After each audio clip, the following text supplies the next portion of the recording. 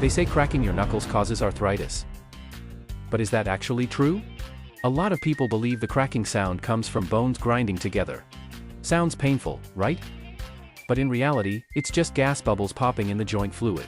One doctor even cracked the knuckles on just one hand for 60 years, and guess what? No arthritis in either hand.